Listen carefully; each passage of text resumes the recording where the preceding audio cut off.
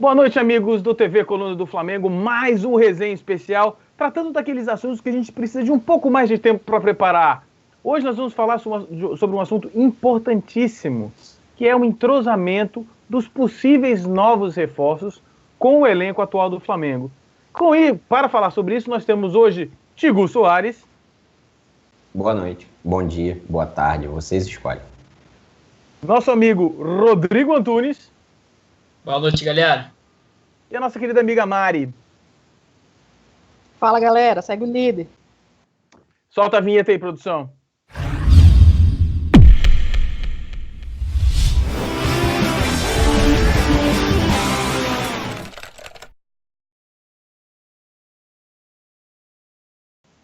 Moçada, desde a parada do Campeonato Brasileiro, no dia 13 de junho, o Flamengo tem aí se estabelecido um processo, digamos assim, um pouco lento de contratação de jogadores. Até agora, o único jogador confirmado é o nosso querido Fernando Uribe.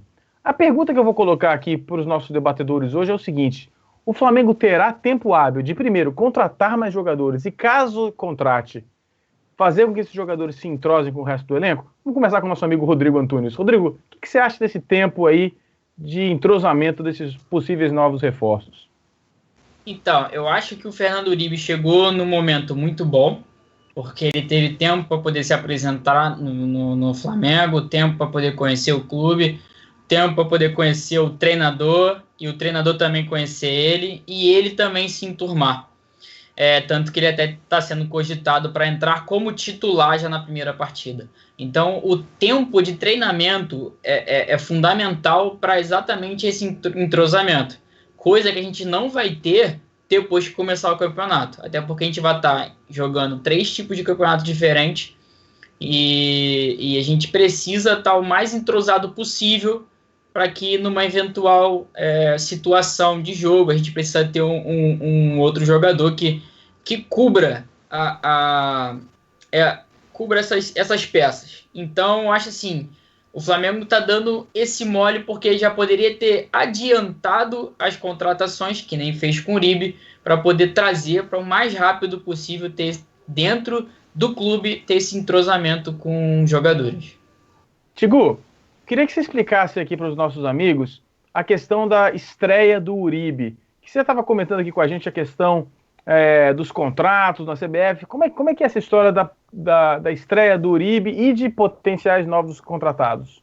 Então, para todos os jogadores que estão chegando antes dessa abertura da janela, é como se a CBF, por exemplo, o jogador chega antes, assina o contrato dele, beleza, ele passa a ser jogador do clube. A partir desse momento, os clubes já entregam toda a documentação protocolada para a CBF, que vai colocando essa galera como se fosse numa fila.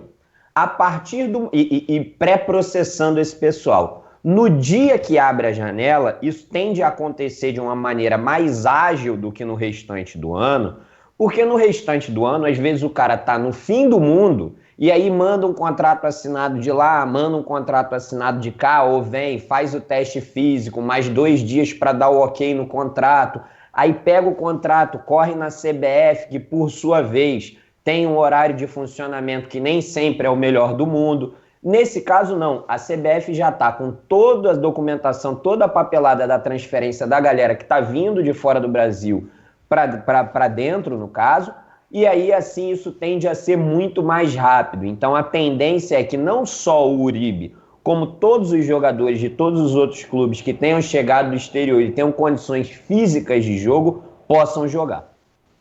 Dá pra gente colocar as datas? Você lembra das datas? A janela abre no dia... Cara, a janela abre 16, eu não lembro o dia que ela fecha. Entendi. Bom, a questão é a seguinte, abre no dia 16 e provavelmente deve fechar lá próximo do final do mês, e aí o Flamengo vai ter jogado, só pra gente lembrar, o Flamengo vai jogar no dia... Aí só porque eu falei, eu perdi. No dia 18, vai jogar contra o São Paulo, no dia 21 contra o Botafogo, no dia 25 contra o Santos e no dia 29 contra o Sport Recife, todos esses jogos pelo Campeonato Brasileiro. Lembrando que o São Paulo é um candidato direto ao título também. Aí, a galera, antes de eu passar aí para você, Mari, só um instantinho, lembrando para a galera que essa TV Coluna do Flamengo Então, galera, deixa o seu like aqui. Se você não se inscreveu, se inscreva no canal, porque nós estamos aqui todas as noites, às 9 horas da noite, falando exclusivamente sobre o Flamengo. Nós temos um repórter exclusivo dentro do Ninho do Urubu. E mais importante, moçada, nós fazemos todas as transmissões de todos os jogos do Flamengo daqui até o final do ano. Mari, vai dar tempo de entrosar o Uribe e os possíveis novos reforços? Lembrando que até o momento não há nenhum outro reforço, além do queridíssimo Urigol. Boa noite, Kika. Boa noite, Rodrigo. Boa noite, Gu. Boa noite, galera do chat. Vamos chegar aí dando like.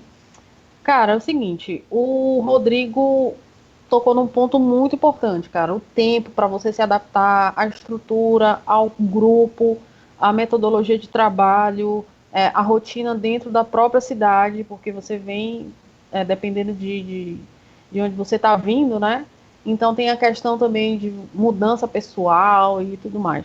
Então o Uribe chegou no momento legal, momento ideal.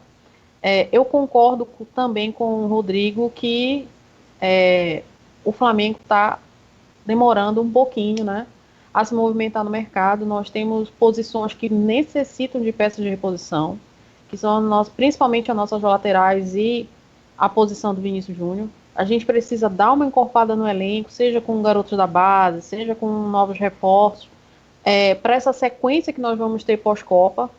E comentando o que o Tigu falou, a final da Copa é dia 15, a janela abre dia 16. Então, se o Brasil ganhar, tem que tomar cuidado para ver se o pessoal da CBF vai trabalhar direitinho lá no dia 16. Não vão estar tudo de ressaca comemorando o título, para poder lançar esses contratos e o Uribe ter condição de jogo no dia 18, que é a volta do Flamengo. Então, assim, de onde, de repente, se esse pessoal vem da Europa, tem a questão lá que eles estão no final de temporada, acabou a temporada, eles vão ter que ter um período de pré-temporada dentro da temporada brasileira para poder adquirir condicionamento físico e aquela coisa toda. E vai ser mais difícil dentro desse período que o Flamengo já vai estar disputando jogos. Né? Então, até o final do mês, são 4 jogos. Né? Então, o Flamengo tinha que ter sido mais ágil. Rodrigo, você concorda? Estamos atrasados? Atrasamos aí o andar da carruagem? Eu concordo. Exatamente foi o que eu falei antes. O Flamengo poderia já estar se adiantando a todo esse processo para já ter esse cuidado com o jogador que está vindo de fora.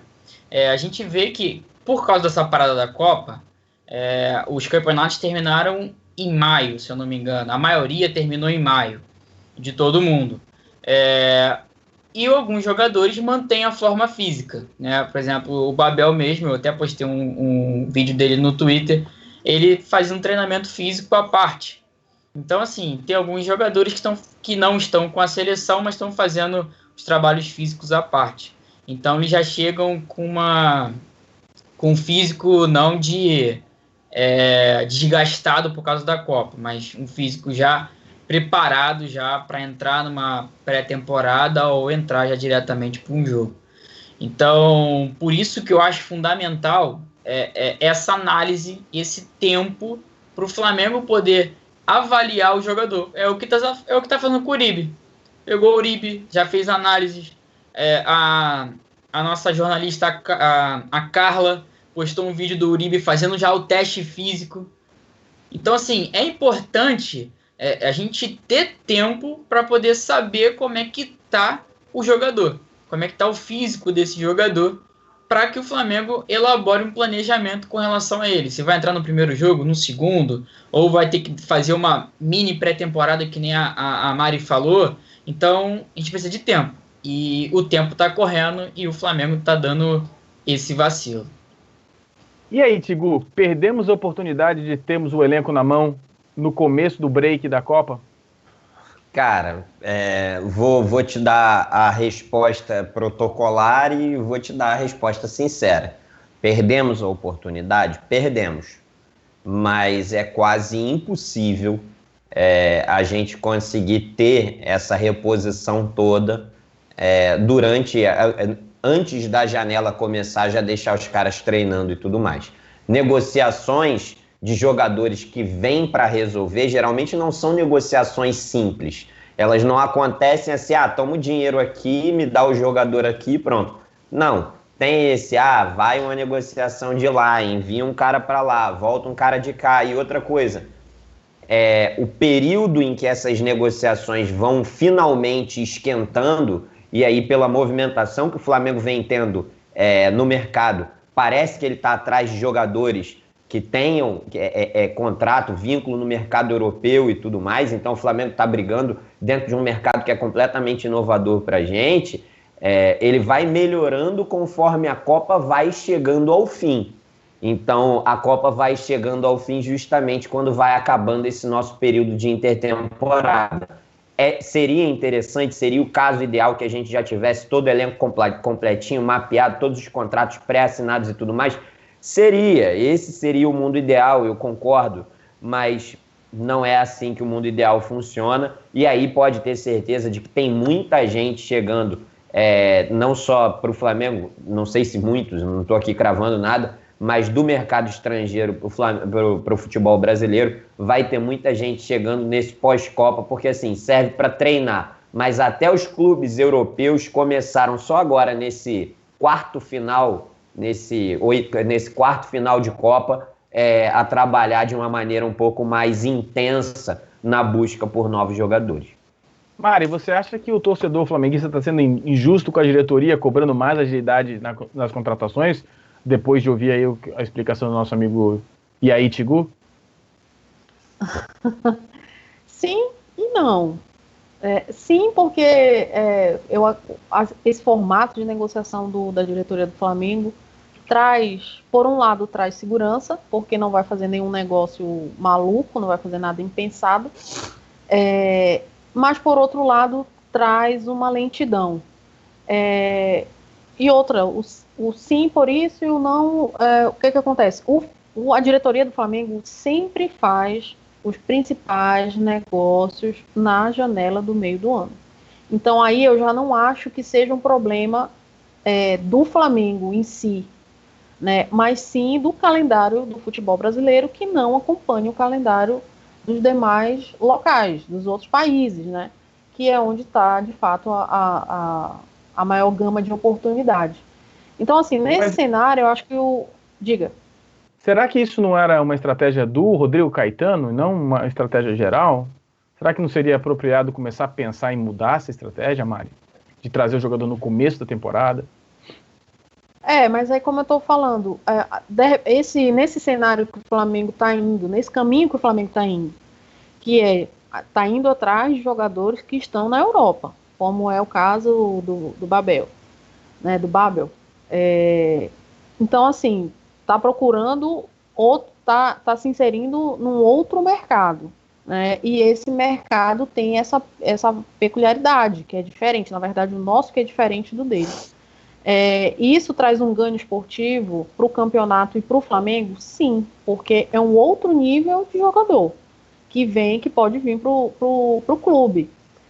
Mas o problema não é do Flamengo, o problema é estrutural do formato do campeonato, do formato da temporada no Brasil, entendeu? Isso atrapalha não só o Flamengo, mas outros clubes também. Às vezes, existem negociações que não são concretizadas por conta disso.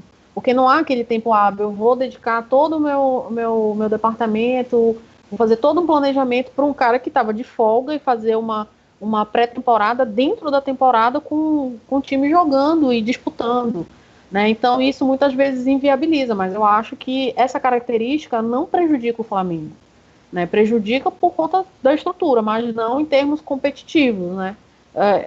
Deveria, lógico, haver um ajuste, aí eu acredito até que o nível do campeonato iria melhorar bastante, que novos negócios iriam surgir por aí.